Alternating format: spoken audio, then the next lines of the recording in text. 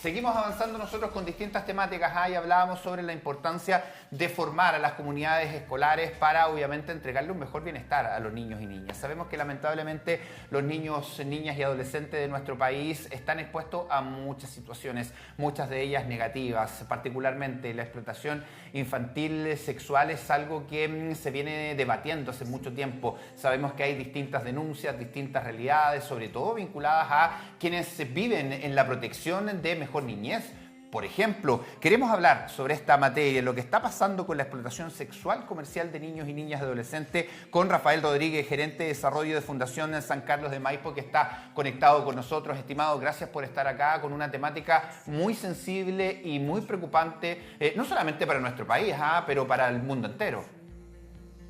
Hola Luis, hola Camila, gracias por invitar a hablar de este tema tan importante y que a veces no nos gusta conversar porque es muy terrible, pero hay que hacerlo para generar conciencia y ojalá también modificaciones legales y cambios culturales que nos permitan abordarlo de una mejor manera, porque hoy día el problema es muchísimo mayor que antes. En los últimos 7 años ha aumentado de manera considerable. En el 2016 nosotros veíamos que habían alrededor de 200, un poco más de 200 casos al año hasta el 2019, y hoy día estamos en 1.200, poco más de 1.200 si consideramos todos los casos del 2023. Que quede súper claro, la explotación sexual de niños, niñas y adolescentes son delitos cometidos por adultos con niños menores de 18 años. Está fuertemente concentrado en mujeres que tienen entre 14 y 17, pero también hay más de un 20% de los casos de menores de 14. Entonces estamos ante un tema muy complejo y qué bueno que ustedes quieran abordarlo. No, Rafael, es brutal lo que nos dices y ustedes tienen el diagnóstico. De hecho, el cuarto boletín de la plataforma Actuar Urgente lo dice en su título: tenemos el diagnóstico, necesitamos actuar. O sea, que nos digas que hasta el 2019 eran 200 casos al año y que ahora con los datos del 2023 son 1.200, es brutal. Es brutal, eso hace un aumento demasiado exponencial para una problemática terrible que hoy día pueden estar viviendo niños, niñas y adolescentes. El 63%, entiendo, corresponde a menores entre 14 y 17 años. Para que tú nos digas hoy día dónde están mayoritariamente estos niños que están siendo vulnerados en sus derechos y que están siendo explotados sexualmente en Chile. ¿En qué regiones se encuentran principalmente? Bueno, por supuesto hay distintas causas para que hayan regiones que tienen mayor prevalencia de estos casos. Primero, obviamente, el tamaño poblacional. O sea, la región metropolitana es la que tiene más casos, pero lo siguen no tan de lejos en relación a este tamaño poblacional, Valparaíso y Biobío. Así que la región de Biobío incluso es más problemático que pues si lo comparamos por per cápita, es de las más altas, si no me equivoco, la primera o la segunda más alta. Y esto tiene que ver además con lugares donde existen cierto tipo de industrias, cierto tipo de mercados en donde esto ocurre más, que son el turismo, principalmente, en donde hay también empresas portuarias, en donde hay empresas de minería que están ubicadas como en la periferia, en ese tipo de regiones donde vemos que hay una mayor prevalencia per cápita.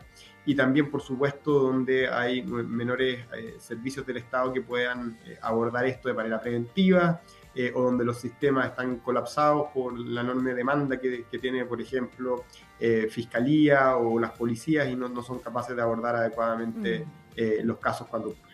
Oye, perdón Rafael, pero tú haces mención de algunas actividades económicas que podrían ser asociadas a la mayor presencia de explotación sexual infantil, entiéndase de adolescentes que están ejerciendo la prostitución, seguramente también mandatadas por algún adulto, y ahí también para entrar a comprender cómo se configura este delito. Pero si ya hay un diagnóstico que ustedes han realizado con distintos estudios, con distintos sondeos, que me gustaría ver si nos puedes contar un poco de aquello, ¿por qué hoy día no hay un mayor foco, una mayor presencia policial, un mayor interés, por ejemplo, por Fiscalía de investigar?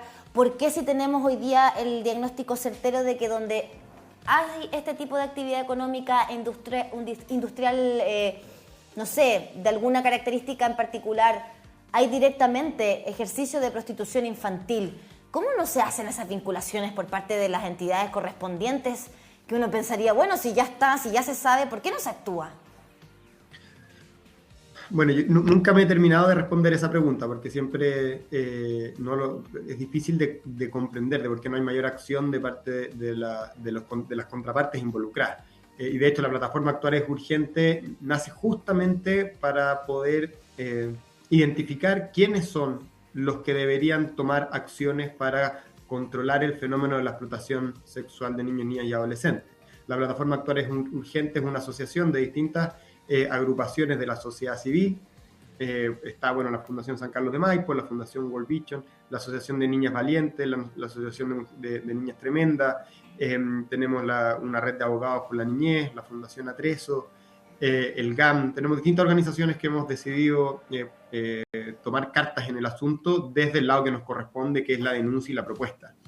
Entonces, una de las primeras cuestiones que identificamos es justamente lo que dijiste tú, que en el país se entiende este problema como prostitución sexual infantil. Y no es prostitución porque en la prostitución se subentiende que hay una relación comercial entre dos partes. Y por suerte, hoy día un avance legislativo es que se deroga, ya no existe el delito de prostitución infantil y se habla directamente de explotación sexual de niños, niñas y adolescentes, en donde siempre que hay un niño involucrado en una relación sexual con un adulto, hay explotación, incluso cuando el niño pueda decir que lo está haciendo por voluntad propia. ¿Ya? Y eso es súper importante, porque desde ese cambio legislativo es donde creemos que va a venir un chorreo de otras modificaciones legislativas, reglamentarias y operacionales que van a poder abordar esto de mejor manera. Porque aquí quede muy claro, aquí hay un niño niña que está siendo abusado por un adulto, pero para llevar este análisis a tu pregunta, justamente porque aquí hay niños que no se identifican como víctimas, es que es muy difícil para el sistema poder abordarlos, porque no denuncian. Ya la denuncia en general viene por un tercero, por un familiar, por un conocido, por alguna red pública que identifica que hay explotación, se ejerce la denuncia y cuando el sistema judicial o fiscalía, las policías se hacen cargo, todavía quedan, para que puedan hacer bien su trabajo, todavía quedan varias modificaciones legales, reglamentarias y operativas para que puedan hacer bien su trabajo. Por ejemplo, el equipo de fiscalía que está encargado de los delitos sexuales contra niños, niñas y adolescentes tiene un equipo que es muy pequeño para la creciente necesidad de atención, de persecución. Por otra parte, dado que el sistema penal se basa en pruebas para poder llevar a alguien a una condena sancionatoria, es muy difícil en estos casos conseguir esa prueba porque aquí tienes un relato que muchas veces ni siquiera es de la víctima, sino que es de un tercero. Y dado la dificultad de generar pruebas lo suficientemente satisfactorias para que un juez sancione a un explotador, es que esto es muy difícil de controlar. La cantidad, por ejemplo, en los casos de abuso, alrededor del 10% de las personas que son investigadas terminan en una condena. En el caso de explotación estamos, depende del año, pero entre el 1% al 5% del total de explotadores que llegan a un juicio. El resto de las condenas son en su gran mayoría archivadas, que no significa que no sea culpable la persona acusada, sino que no hay pruebas suficientes como para condenarlo. Entonces partimos desde ahí con un tremendo problema para poder abordar esto y de seguro o sea, confiamos en que nuestros políticos van a ir avanzando en crear mejores leyes y condiciones para abordar esto desde su parte fundamental, que es lo legal. Ahora, se pueden hacer un montón de otras cosas y que ahí tengo menos esperanza porque a pesar de que hay mucha gente que dice que está interesado en poder abordar mejor este tema, no ponen los recursos necesarios para poder hacerlo. Sí, claro.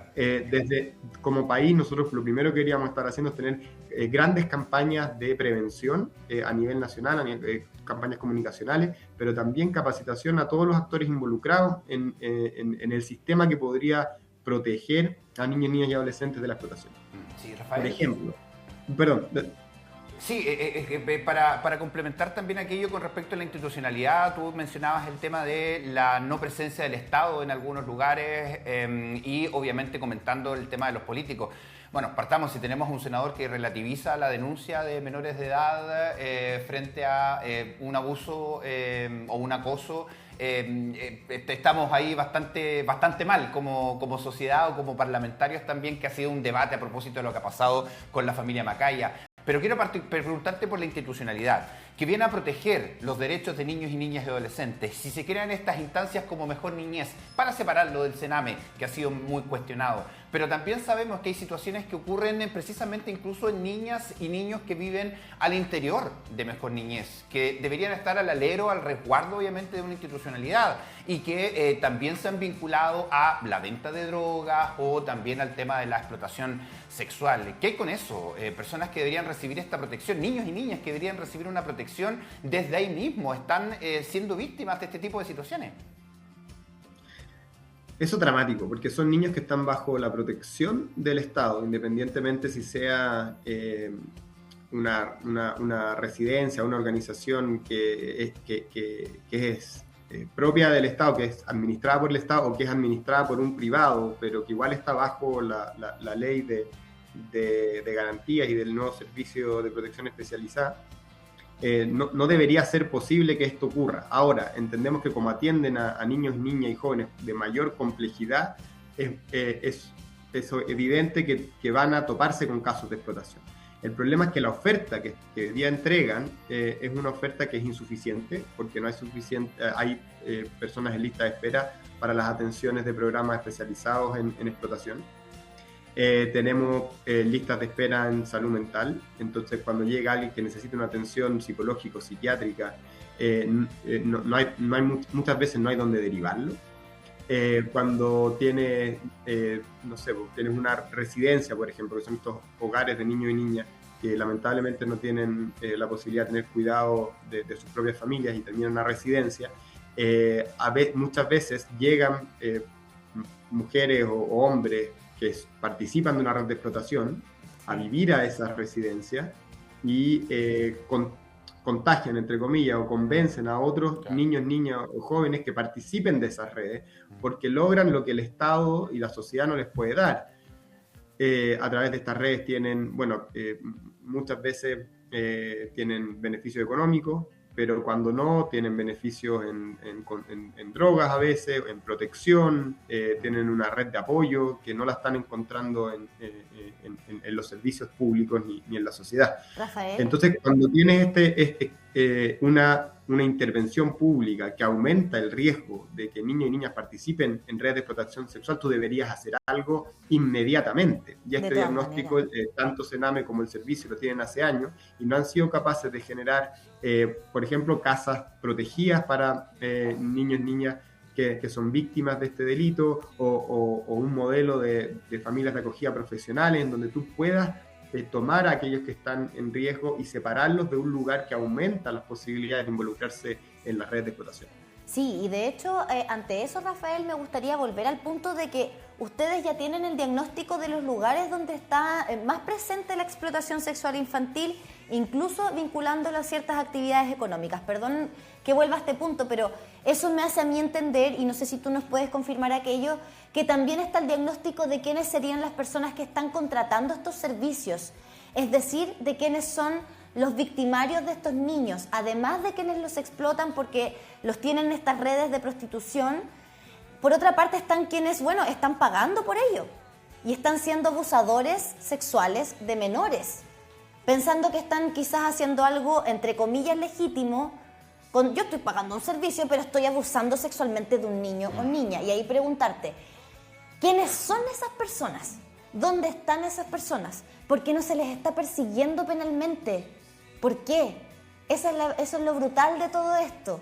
Si ustedes saben dónde están estos niños víctimas, si ustedes saben dónde están estas personas que los contratan, entre comillas, porque aquí no hay un acuerdo de esta manera, no es un contrato que se está firmando, ni tampoco un servicio que yo estoy pagando, estoy siendo un abusador de menor. ¿Dónde está la falla de este sistema a nivel global? Porque aquí falla el Servicio de Mejor Niñez, falla el Estado chileno protegiendo a estos niños, fallan las policías, fallan las fiscalías, falla todo el sistema. Así es. Y de nuevo recalcar, esto, tú bien lo dijiste al final, esto no es prostitución. Aquí, No. Aunque haya un intercambio económico entre un niño y un adulto que abusa sexualmente de él, esto es explotación sexual de niños, niñas y adolescentes. ¿Y por qué falla? Bueno, en parte es lo que estábamos hablando ahora. O sea, si vamos antes, en Chile hay una cultura todavía que no criminaliza este tipo de delitos y los normaliza. O sea, esto como a nivel general. Ahora, esto también hay un porcentaje importante de la población que sí da cuenta de la gravedad de esto y lo criminaliza. No hay personas del sector público, del sector privado, de organizaciones, que no se espante con la cifra y con lo que estamos hablando.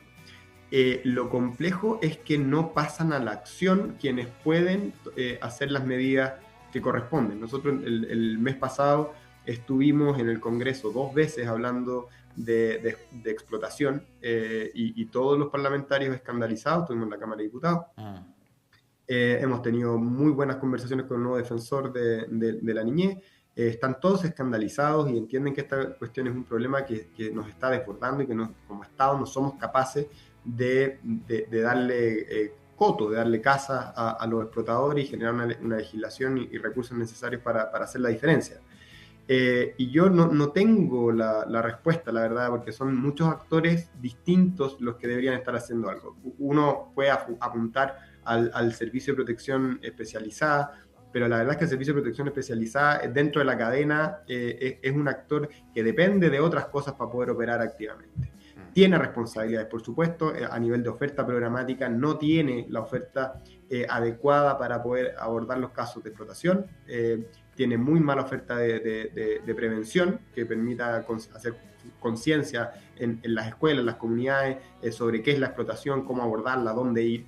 Después, el sistema que está a cargo en el fondo de la persecución penal, fiscalía, las policías de investigación, fiscalía de la persecución penal, no están con los recursos adecuados, no toda la gente que está en las policías entiende lo que es explotación, cómo abordarla y qué es lo que tiene que hacer. Después, cuando ya pasas al siguiente eslabón, como que es el Poder Judicial, el Poder Judicial debería entender dónde debe enviar, qué recurso de protección debe realizar cuando hay un caso de explotación o riesgo de explotación. Y de ahí viene en el fondo también lo que tiene que ver con nosotros como privados, que también podemos ser garantes de derechos, qué es lo que tenemos que hacer cuando sabemos, cuando conocemos, vemos que hay algún caso de explotación o riesgo de explotación. ¿A quién llamar? ¿Cuál es la acción que hay que interponer? ¿De qué manera podemos hacer un aporte? Sí, claro. Y ahí, volviendo a la pregunta tuya, Camila, de ciertas industrias, sí, el turismo tiene una responsabilidad, que las empresas de turismo, las empresas de transporte y las faenas que quedan más en la periferia, los puertos, tienen una responsabilidad y hay sistemas de compliance, hay sistemas de protocolos que podrían ellos implementar en sus propias empresas para resguardar y proteger en el fondo los entornos de sus empresas para ser parte de la solución, ¿no? Y denunciar rápidamente a las policías y que con eso ellos puedan empezar un proceso que ojalá termine en un porcentaje más alto de condena. Sí, sin duda, y eso le sumamos lo que decíamos, lamentablemente, a parlamentarios que han relativizado esta situación de abusos a propósito del caso Macaya. Hemos visto que no han logrado ponerse de acuerdo, sobre todo una ala de nuestra política, y han preferido obviamente mantener a lo mejor esa imagen política que obviamente salir a criticar transversalmente esta situación de abusos que involucra obviamente al padre de un senador de la República, que ha sido todo un tema el último tiempo. Queremos agradecerte por estar acá. Obviamente ustedes siempre están presentes en Matinal Nuestra Casa para hablar sobre estas y otras temáticas, así que le agradecemos siempre a Fundación San Carlos de Maipo que está con nosotros en Matinal Nuestra Casa. Gracias a ustedes y disponibles para hablar cada vez que lo necesiten. Gracias por estar acá. 11 de la mañana con 2 minutitos, nos siguen llegando